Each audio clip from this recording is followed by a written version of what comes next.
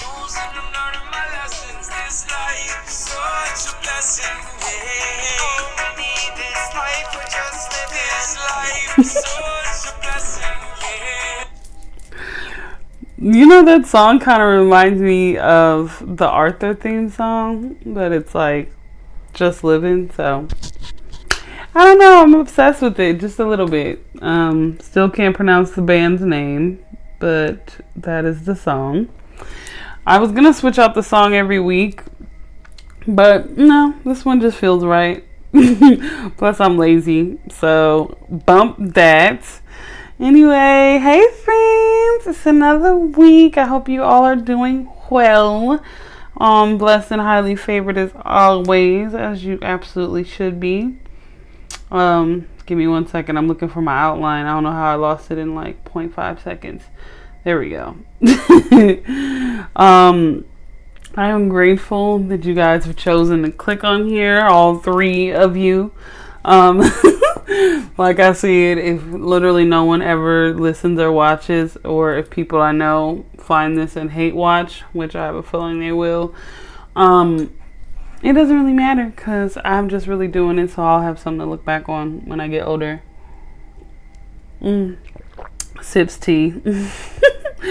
Yo, I'm high-key obsessed with tea. Like, I used to drink coffee crazy, and I didn't even like coffee for real, especially because it gave me anxiety, like giving very much jitters. But it was because I was smoking cigs at the time, and there was something, I think it's because that's how I was introduced to it. The first time I ever smoked, it was a Black and Mild and a cup of coffee in Florida.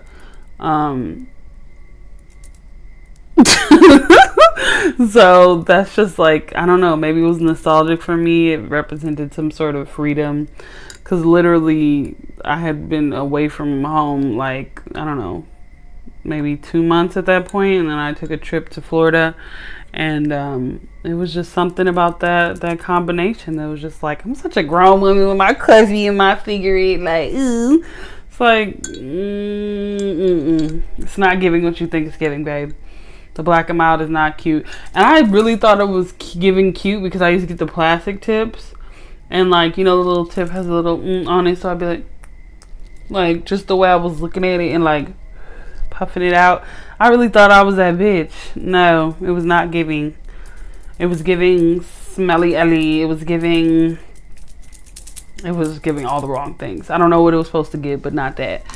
As I say that, I'm going to hit my vape. Ooh, friends, I'm so proud of myself. I switched to the nicotine-free vape. Mostly because a comment that my mama made about it really got in my craw. And I decided that, yeah, I'm just nicotine-free. I'm still going to vape because I need something for like my oral fixation. But nicotine, no. No ma'am, no ham, no turkey. Okay, that's one thing that my people are good for, is making little slick comments and me being like, oh, that's how you feel. Well, I'm gonna do the opposite of that. Okay, shoot, my daddy called me a bum beach. I'm the hardest working heifer you'll ever know. The fuck? In college, I literally had 2 jobs, bitch. 2 jobs shawty, until I kind of fell off a little bit and was living off my girlfriend. But before then, I was 2 jobs shouty. I was working in the school cafeteria and at Kroger's, and with a full course load, and with a B average. I'm not no like, when people underestimate me, it fuels something deep inside of me that is like, oh, you thought I was playing? You think okay? No, cause no. I think that's half the reason why I was able to lose weight and like do other things for myself. Cause the doctor was talking shit to me, family talking shit to me, nigga I was fucking on at the time talking shit. I will never forget that. Like, I just brought it up in conversation. I was like, oh man, I can't wait till I get this membership going so I can get my stomach on flat. Cause the ass already on. What's that?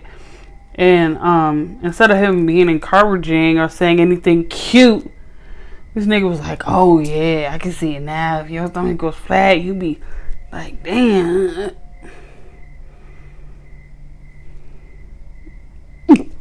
Nigga, that is absolutely not what you're supposed to say. Like, even a little bit. Don't even get me started on that. That's on my outline a little bit too, is finding a way to be forgiving of people that have wronged me in my life. Forgiving of myself and others, because I put up with a lot of stuff for a very long time from multiple people. And the way that I've been coping with it recently is just being, chucking up the deuces. Yeah. I told you that I'm leaving. Deuces. I'm sorry. That was a hit when I was, I think, like freshman year or like middle school. Like, that song was everywhere. Chris Brown was eating the hoes up with that. That was the same year he had These Hoes Ain't Loyal. Yeah.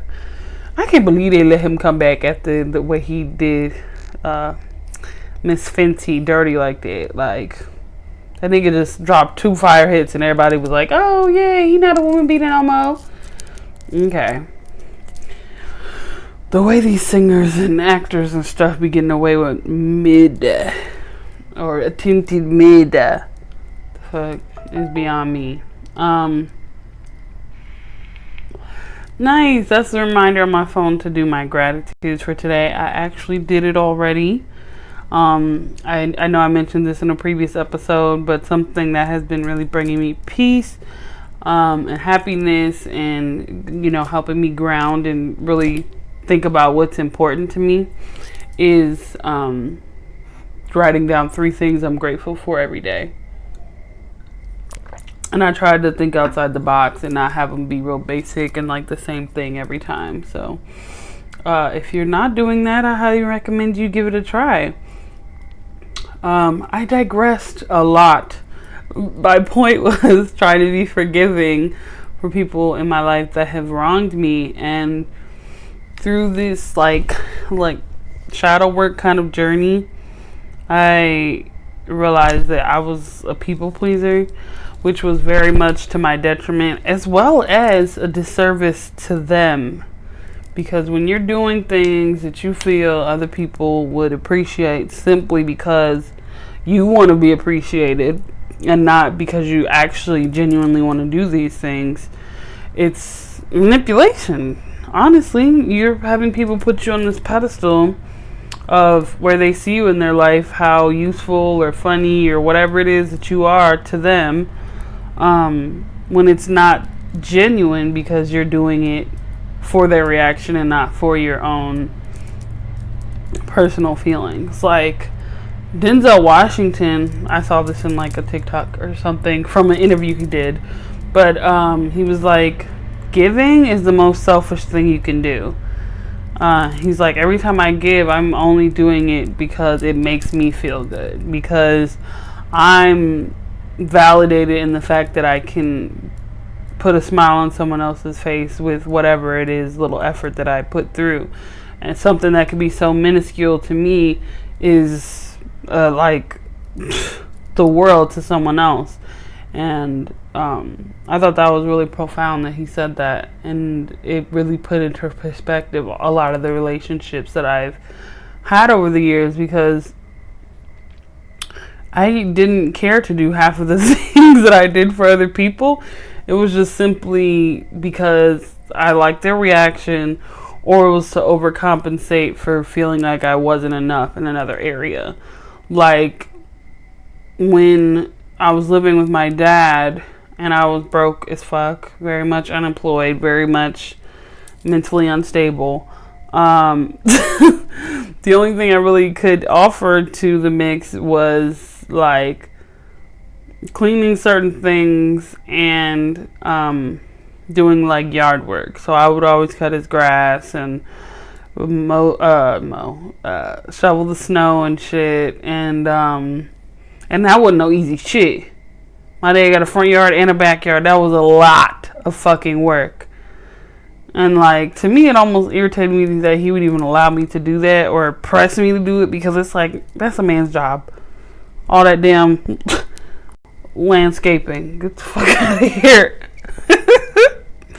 But I mean, that was what I chose to do at the time, and I kind of locked myself into it in that manner. But yeah, like, I'll often do things to overcompensate with the fact that I wasn't, in that example, paying rent towards him, which is like, I digress again, but how fucking petty is it to have adult children living with you and requesting that they, like, provide in certain ways? Like, you know, it's hard out here for a pimp, and you was making all this shit work around here when a bitch wasn't living with you. So now that I'm here, you trying to come up off me? Like, and it's not like they were doing it in like a slick little helpful way where it's like, oh, every time you pay me, I'm putting it in a check, and so when you move out, wow, I got you. You got a little nest egg. No, which is what a compassionate parent would do. But no, it's just trying to come up off a nigga. Like, my own mama had to pay that nigga to live there. The fuck? You my baby daddy. I have birthed two of your children. I have to... Okay. Let me stop telling my business that it ain't even my business, other people's business that I think is bullshit. I think my family is so heavy in my mind today because it's one of my family members' birthday today. And it's also my niece's birthday this weekend. And I love my niece, and I want her to be so happy and so prosperous, and nothing like her mother or her grandma or her granddaddy. But those are her role models, so she's gonna have to do work when she gets older too to heal from this shit. Cause it's a cycle, baby. I can already see things that like my sister's doing that is similar to my mom, and I'm just like, damn. But I can't say shit because I ain't got no kids, and it's not really my place. Like, she's her own person. She's her own mother. If she wants to do certain shit a certain way, that's her business. But I could just see it now in the future. Like, she's gonna be talking to a therapist about that. Like, it's really hard to break these generational curses, man. Unless you're like actively every day. Like, shadow work is not no one and done type shit like I thought it might be. Like, every day, the more enlightened you become, the more self-aware you become, like, things just pop into your mind and you're like, damn, I forgot about that. Like, there's so many things that you try to like push down and lie to yourself about or dissociate with, and when you really just are present and grounded and like conscious, there's no way around it. Like, you just kind of have to deal with it. And I'm very, very proud of myself, and I'm not even like on no braggy shit, but like, my coping mechanisms have gotten way better than they used to be, dog. Like, when shitty, because I got like two really almost devastating pieces of news this week that were not things that, like, I wanted the opposite of that to happen, and that's just how things worked out. And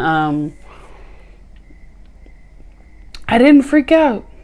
I didn't lose my shit. I didn't cry myself into a stupor. I didn't stop being my best self. I just was like, shit happens, you know what I mean? And I started reading my affirmations and going through my journal and my gratitude, and I went and grounded myself and did some meditation, and the life went on and my day went on, and I was just like, wow, okay.